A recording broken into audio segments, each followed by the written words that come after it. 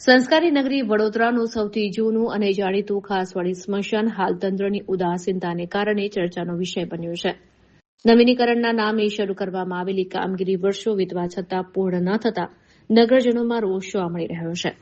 વડોદરાના મેયર, સ્થાયી સમિતિના ચેરમેન અને સાંસદ સહિતના મહાનુભાવો દ્વારા મોટા ઉપાડે ખાસવાડી સ્મશાનના નવીનીકરણનું લોકાર્પણ કરવામાં આવ્યું હતું.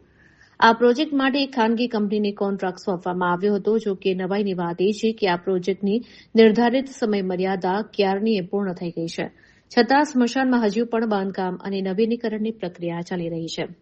આશરે 2 થી 3 વર્ષ જેટલો લાંબો સમય પસાર થઈ ગયો હોવા છતાં કામ પૂરું થયું નથી.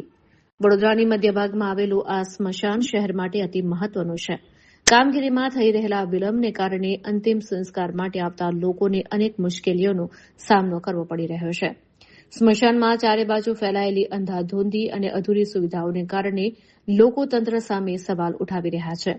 હવે જોવાનું એ રહે છે કે વડોદરા કોર્પોરેશન દ્વારા આ ખાનગી કંપની સામે કડક કાર્યવાહી કરવામાં આવશે કે પછી નગરજનોએ હજી પણ આ સ્મશાનની દુર્દશા સહન કરવી પડશે. શું શહેરના સત્તાધીશો આ કામ વહેલી તકે પૂર્ણ કરાવવાની તસ્દી લેશે ખરા?